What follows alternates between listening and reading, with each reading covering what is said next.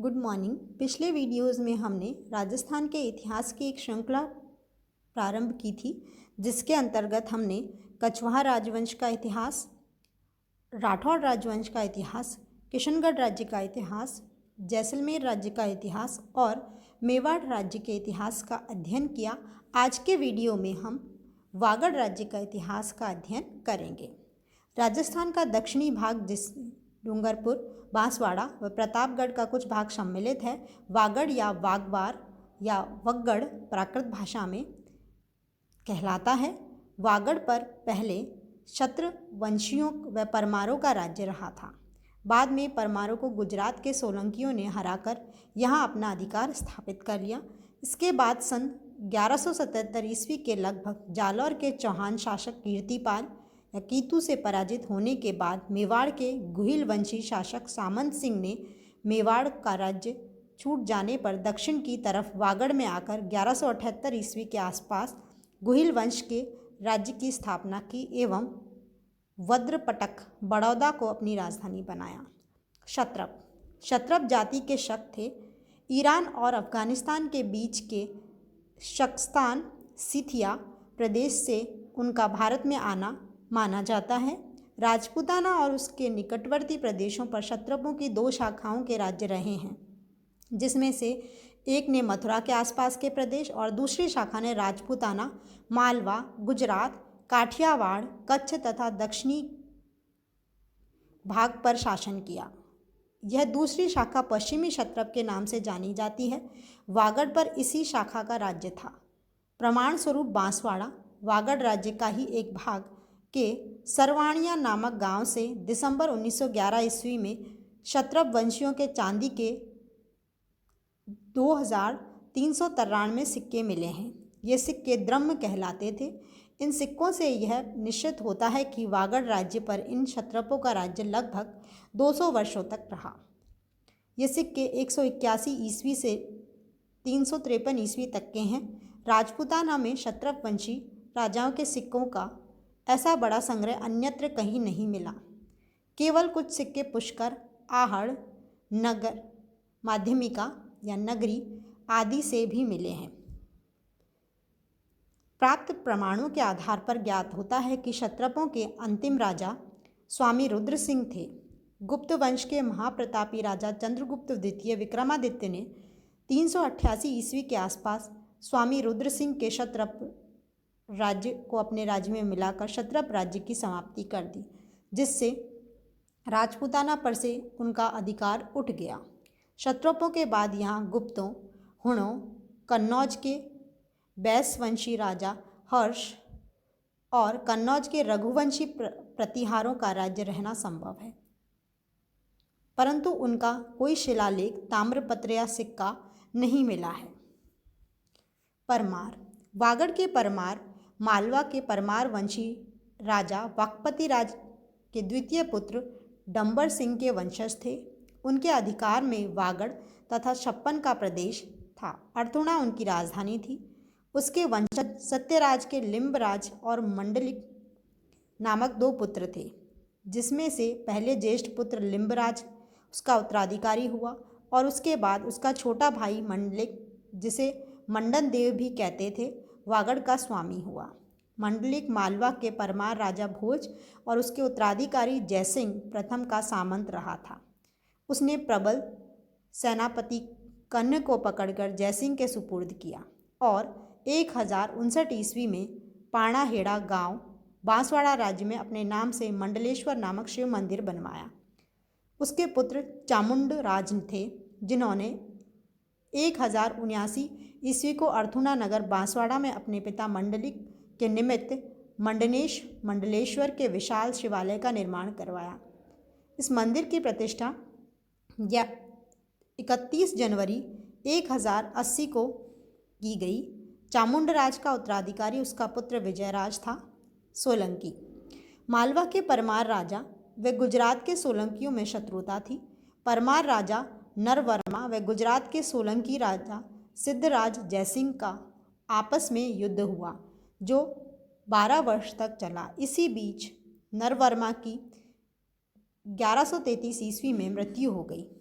तब उसके पुत्र यशोवर्मा ने युद्ध जारी रखा, लेकिन अंततः वह सिद्धराज जयसिंह से पराजित हो गया और मालवा पर सोलंकियों का अधिकार हो गया। इसी के साथ वागड़ पर भी सोलंकियों का अधिकार हो गया और परमार सोलंकियों के सामंत हो गए। नरवर्मा पर विजय प्राप्त होने की खुशी में सिद्धराज जयसिंह ने बांसवाड़ा राज्य के तलवाड़ा गांव में एक मंदिर बनवाकर उसमें गणपति की मूर्ति स्थापित की। सिद्धराज जयसिंह की मृत्यु 1142 ईस्वी के लगभग हुई और उसके बाद कुमारपाल गुजरात के राजा बने। उनके समय में भी गुजरात का सोलंकी राज्य बहुत उन्नत व समृद्ध हुआ। 1174 ईस्वी में कुमारपाल की मृत्यु होने पर उसके उत्तराधिकारी अजयपाल 1174 से 1177 ईस्वी तक के समय गुजरात के राज्य की अवनति शुरू हुई। वागड़ का गुहिल वंश।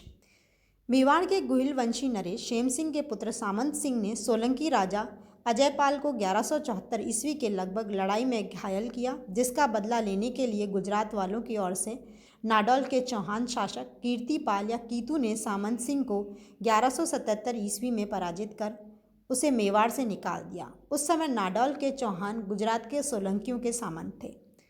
तब सामंत सिंह ने वागड़ की तरफ बढ़कर वहाँ के शासक चौरासी मल को मारकर 1178 ईस्वी के लगभग बड़ौदे या वज्रपटक का इलाका अपने अधीन किया और वहाँ अपना नया राज्य गुहिल वंश की स्थापना की। फिर वह और उसके वंशज वहीं रहे, किंतु सामंत सिंह को सोलंकी महाराजा भीमदेव द्वितीय भोला भीम ने वहाँ से निकालकर वागड़ पर पुनः अधिकार कर लिया और वागड़ का राज्य गुहिल वंशी विजयपाल या उसके पुत्र अमृतपाल को दिया।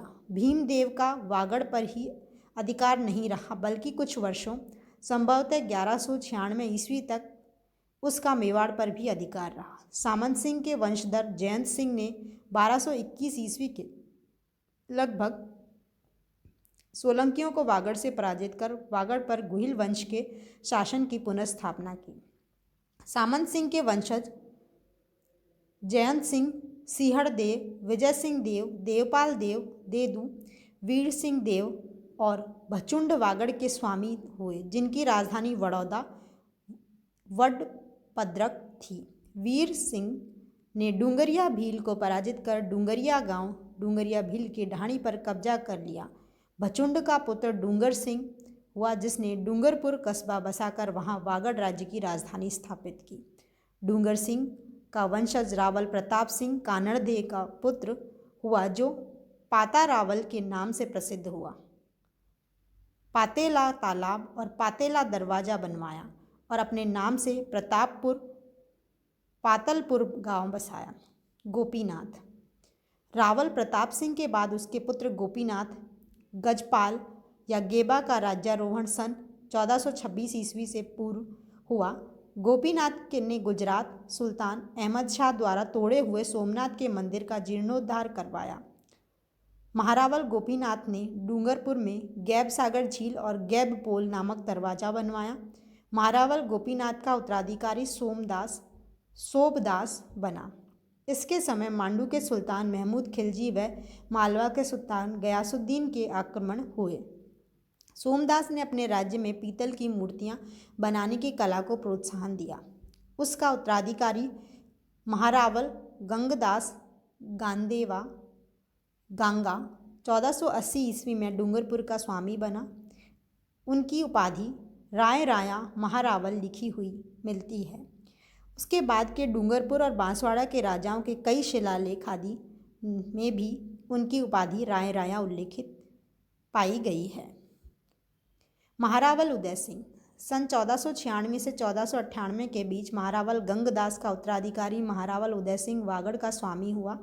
महारावल उदय सिंह 17 मार्च 1527 ईस्वी को राणा सांगा की ओर से लड़ते हुए खानवा के युद्ध में वीर गति को प्राप्त हुआ। महारावल उदय सिंह के दो पुत्र थे, पृथ्वीराज व जगमाल।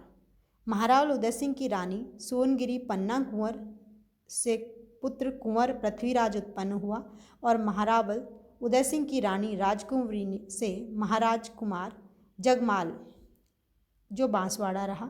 महारावल उदय सिंह ने अपने जीवन काल में ही वागड़ का बंटवारा डूंगरपुर और बांसवाड़ा के रूप में कर दिया था, ताकि उनके बाद दोनों पुत्रों में वैमनस्य उत्पन्न न हो।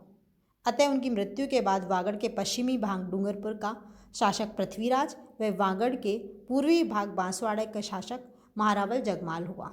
डूंगरपुर राज्य का इतिहास। महारावल पृथ्वीराज खानवा के युद्ध में महारावल उदय सिंह की मृत्यु होने पर 1527 ईस्वी में उनके पुत्र पृथ्वी सिंह ने डूंगरपुर में गुहिल वंश के स्वतंत्र राज्य की नींव डाली। पृथ्वीराज की पत्नी सज्जनबाई ने वेणेश्वर मंदिर के पास विष्णु मंदिर द्वारिकानाथ बनवाया। पृथ्वीराज की पुत्री का विवाह जोधपुर के राव मालदेव से हुआ था। महारावल आस्करण। महारावल पृथ्वीराज की मृत्यु के बाद 1549 ईस्वी के लगभग महारावल आस्करण डूंगरपुर के शासक बने। जब बादशाह अकबर की सेना उदयपुर के महाराणा प्रताप सिंह को हराने के उद्देश्य से बांसवाड़ा व डूंगरपुर पहुंची तो बांसवाड़ा के महारावल प्रताप सिंह व डूंगरपुर के महारावल आस्करण ने बादशाह अकबर की अधीनता स्वीकार कर ली। महारावल आस्करण ने सोम और माही नदी के संगम पर बेणेश्वर का शिवालय बनवाया। उन्होंने अपने नाम पर आसपुरा कस्बा बसाया। आस्करण जी का देहांत 1580 ईस्वी के लगभग हुआ। महारावल सहसमल। महारावल आस्करण की मृत्यु के बाद उनका पुत्र महारावल सहसमल डूंगरपुर का स्वामी बना। उसके राज्यकाल में राजमाता प्रेमल देवी ने डूंगरपुर में नौलखा बावड़ी बनवाई। महारावल सहसमल विद्यानुरागी, कवि, वीर और शांति प्रिय शासक था। उनके समय में डूंगरपुर राज्य की आर्थिक दशा अच्छी रही। महारावल सहसमल के समय सुरपुर गांव में माधव राय का विशाल मंदिर बनवाया गया। महारावल पुंजराज या पूंजा सहसमल के वंशज महारावल करम सिंह के देहांत के बाद 29 दिसंबर 1609 को उनके पुत्र महारावल पूंजा का राज्याभिषेक हुआ। महारावल पूंजा ने मेवाड़ शासकों के भय से अपने पक्ष को प्रबल रखने के लिए मुगल बादशाह शाहजहां से अच्छे संबंध स्थापित किए। उसकी अच्छी सेवाओं से बादशाह शाहजहां ने प्रसन्न होकर पुंजराज को माही मरातिब खिताब दिया।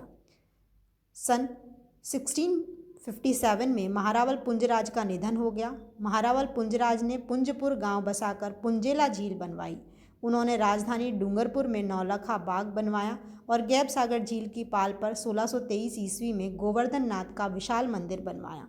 महारावल जसवंत सिंह। अपने पिता महारावल गिरधर दास का देहांत होने के बाद कुंवर जसवंत सिंह 1661 में डूंगरपुर राज्य के शासक बने। महारावल जसवंत सिंह ने मेवाड़ के महाराणाओं से अपना संबंध बनाए रखा। इससे उनके राज्य में सुख शांति बनी रही। बादशाह औरंगजेब के शहजादे अकबर द्वारा अपने पिता के विरुद्ध विद्रोह के समय महारावल जसवंत सिंह ने अकबर के डूंगरपुर पहुंचने पर उनका शिष्टाचारपूर्वक स्वागत किया। फिर सरवण व राजपीपला के मार्ग में उन्हें दक्षिण में पहुंचा दिया। महारावल जसवंत सिंह का देहांत 1691 ईस्वी में हुआ। इनके बाद महारावल खुमान सिंह डूंगरपुर की राजगद्दी पर बैठे। महारावल राम सिंह। महारावल खुमान सिंह के बाद 1702 ईस्वी में राम सिंह डूंगरपुर के शासक बने। मेवाड़ महाराणाओं की चढ़ाइयों से डूंगरपुर को बार बार क्षति उठानी पड़ती थी। इसीलिए महारावल राम सिंह ने मेवाड़ वालों से अपने राज्य को बचाने हेतु गद्दीनशीन के आरंभ में ही बादशाह की सेवा में पहुंचकर डूंगरपुर की जागीर का फरमान प्राप्त किया। मुगल साम्राज्य की अवनति और मराठों का उत्कर्ष देखकर महारावल राम सिंह ने बाहरी आक्रमणों से अपने राज्य को बचाने के लिए पेशवा बाजीराव से संधि कर उसे खिराज देना स्वीकार किया। उच्छृंखल मराठा अधिकारी राघोजी कदमराव और सवाई काटसिंह कदमराव ने 1729 ईस्वी में डूंगरपुर इलाके में लूटमार मचा दी। पेशवा के पास शिकायत होने पर उसने उक्त दोनों अफसरों द्वारा वसूले गए रुपये अपने पास मंगवाए। महारावल राम सिंह का देहांत 13 मार्च 1730 ईस्वी को हुआ। महारावल के 4 पुत्रों उदय सिंह, बख्त सिंह, उमेद सिंह और शिव सिंह में से शिव सिंह को उन्होंने अपना युवराज बनाया। महारावल राम सिंह ने अपने नाम से रामगढ़ गांव बसाया और डूंगरपुर में रामपोल दरवाजा बनवाया। महारावल राम सिंह वीर, व्यवहार कुशल व दूरदर्शी राजा थे। दूरदर्शी होने से ही उन्होंने अपने भावी रक्षण के विचार से पेशवा बाजीराव से संधि की थी। उन्होंने भीलों का दमन कर उन पर अपना आतंक जमाया, जिससे उनके समय में चोरी व डकैती बंद हो गई। उन्होंने अपनी प्रीति पात्री रानी ज्ञान कुंवर के पुत्र शिव सिंह को, जो उनका चौथा कुंवर था, राजपूतों की रीति के विरुद्ध अपना उत्तराधिकारी बनाया, जिससे राज्य को बहुत ही हानि उठानी पड़ी। महारावल शिव सिंह अपने पिता का चौथा पुत्र होने पर भी महारावल शिव सिंह 1730 ईस्वी में डूंगरपुर राज्य के स्वामी बने। महारावल शिव सिंह ने मेवाड़ के महाराणाओं से अपना व्यवहार बनाए रखा। 1785 ईस्वी में उनका निधन हो गया। महारावल शिव सिंह वीर, बुद्धिमानी, राजनीतिज्ञ और दानी राजा थे। उन्होंने अपनी प्रजा के हित के लिए शासन प्रबंध में निम्नलिखित सुधार किए। 55 रुपये भर का नया शिवशाही शेर जारी कर राज्य में सर्वत्र ऐसी व्यवस्था कर दी कि लोगों को कोई व्यापारी कम न दे। कपड़े नापने का नया गज बनाया गया, जिसमें उनके राज्य में सर्वत्र एक नाप से कपड़े मिलने लगे। उन्होंने दरबार के समय शिवशाही पगड़ी बांधने का तरीका निकाला। उन्होंने अपनी कल्पना के अनुसार नए प्रकार का झरोखा बनवाया, जो शिवशाही झरोखे के नाम से प्रसिद्ध हुआ। गैबसागर झील के तट पर अपनी माता की स्मृति में शिव ज्ञानेश्वर शिवालय, दक्षिण कालिका का मंदिर, चतुस्त्र कुंड बनवाया, जो उदय विलास महल के अंतर्गत है। खेड़ा गांव में रणसागर तालाब बनवाया। राजधानी डूंगरपुर के कोट की मरम्मत करवाई और धन्ना माता की मगरी पर गढ़ तैयार करवाया। उन्होंने डूंगरपुर में 1 माह तक शिव ज्ञानेश्वर का मेला भराना प्रारंभ किया। महारावल शिव सिंह की रानी फूलकुंवरी ने फूलेश्वर महादेव का मंदिर भी बनवाया। महारावल फतेह सिंह 1785 ईस्वी में महारावल वैरीशाल का डूंगरपुर के सिंहासन पर राज्याभिषेक हुआ। 1719 में इनका देहांत हो गया। वैरीशाल के बाद उनके पुत्र फतेह सिंह 1790 में डूंगरपुर के शासक बने। उनके समय में उनकी माता वैरीशाल की पटरानी शुभ कुंवरी ने डूंगरपुर में मुरली मनोहर का मंदिर बनवाया। महारावल फतेह सिंह एक अयोग्य शासक था। वह रात दिन शराब के नशे में रहता था। उन्होंने झामा बाखरिया महारावल शिव सिंह की पासवान रंगराय का कृपापात्र के पुत्र पेमा को मंत्री बनाया, जो बहुत अत्याचारी था। महारावल फतेह सिंह ने एक दिन शराब के नशे में अपनी रानी को तलवार से मार डाला। इस पर राजमाता शुभ कुंवरी ने राज्य को बर्बादी से बचाने के लिए मंत्री पेमा द्वारा को बंदी बनवा लिया और स्वयं राज्य कार्य चलाने लगी। लेकिन डूंगरपुर राज्य की स्थिति जर्जर होती गई। कुछ समय बाद राजमाता का वध करवा दिया गया। 1808 ईस्वी में महारावल फतेह सिंह का निधन हो गया। महारावल जसवंत सिंह द्वितीय महारावल फतेह सिंह के बाद सन 1808 ईस्वी में उनके पुत्र जसवंत सिंह द्वितीय डूंगरपुर के शासक बने।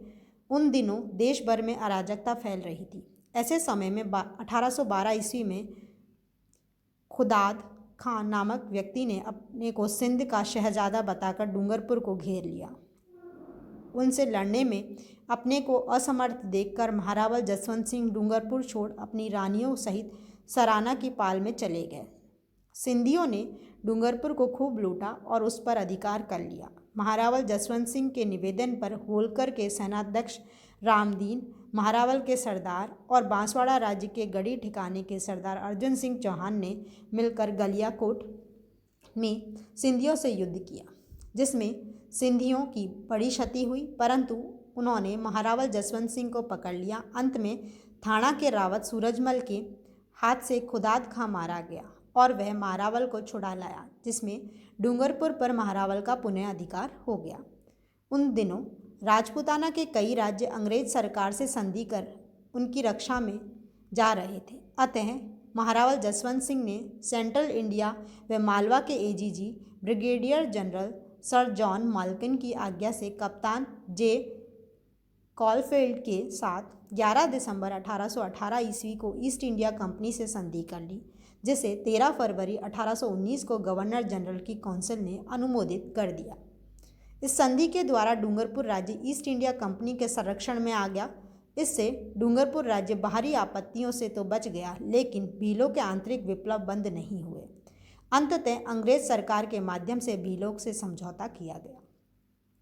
महारावल जसवंत सिंह के प्रबंध कुशल न होने से ही भीलों ने फसाद किया, इसीलिए महारावल के अधिकार में चिरस्थायी शांति की संभावना न देख कैप्टन मैकडॉनल्ड ने हस्तक्षेप कर 2 मई 1825 ईस्वी को नीमच मुकाम पर महारावल जसवंत सिंह से एक इकरारनामा लिखवाया, जिसके अनुसार महारावल को शासन कार्य में हस्तक्षेप करने से वंचित रखा गया और अंग्रेज सरकार द्वारा किसी योग्य व्यक्ति को मंत्री बनाकर शासन कार्य चलाने की आवश्यकता महसूस की गई।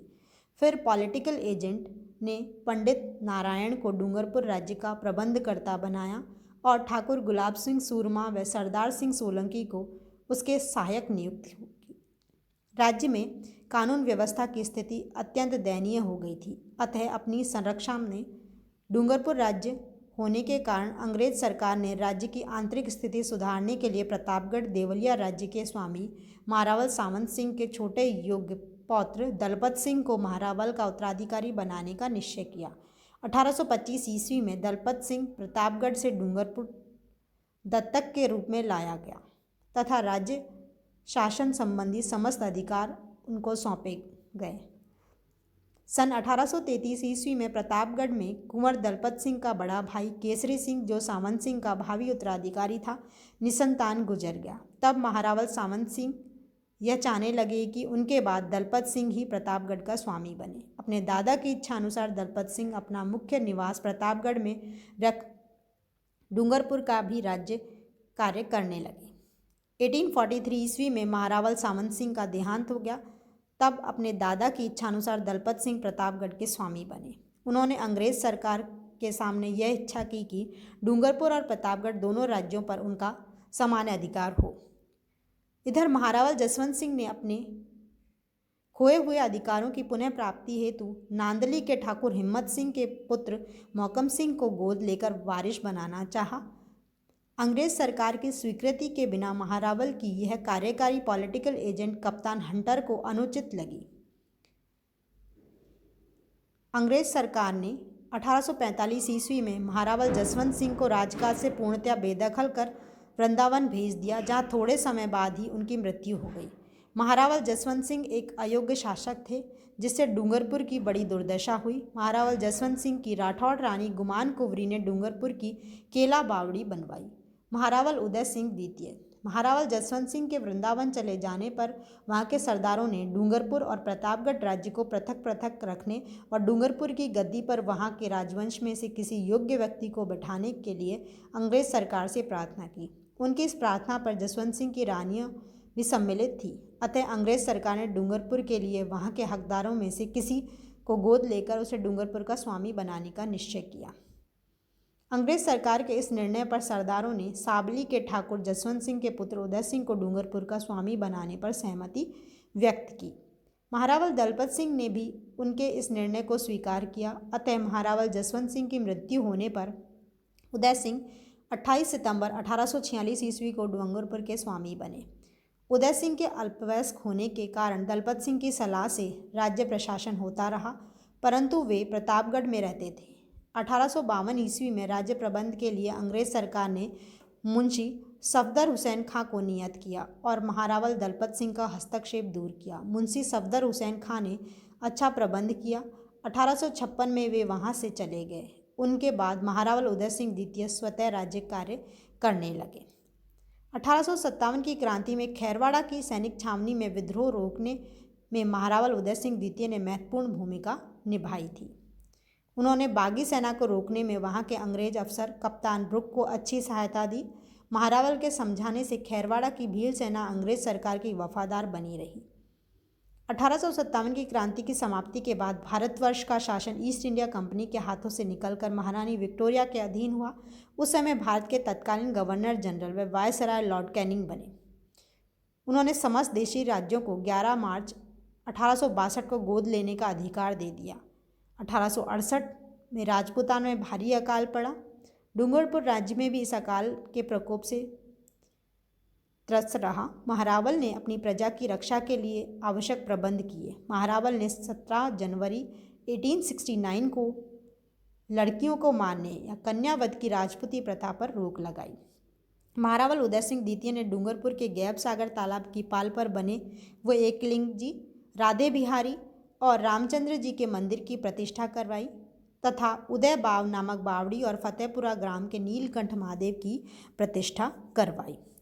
13 फरवरी 1898 को महारावल उदय सिंह द्वितीय का निधन हो गया। कवि किशन सिंह ने उनके नाम पर उदय प्रकाश काव्य की रचना की। महारावल विजय सिंह। महारावल उदय सिंह की मृत्यु होने पर 1898 ईस्वी को उनका पौत्र महारावल विजय सिंह 11 वर्ष की आयु में डूंगरपुर राज्य का स्वामी बना। महारावल विजय सिंह की शिक्षा मयो कॉलेज अजमेर में संपन्न हुई।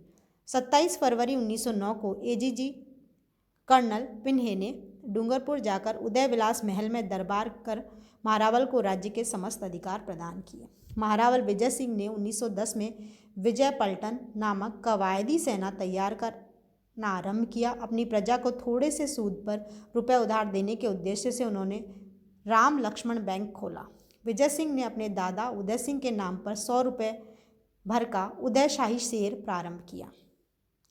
6 मई 1910 को श्रीमान सम्राट एडवर्ड सप्तम का लंदन में स्वर्गवास हो गया था। उनकी स्मृति में राजधानी डूंगरपुर के निकट 1910 में एडवर्ड समुद्र तालाब बनवाना प्रारंभ किया।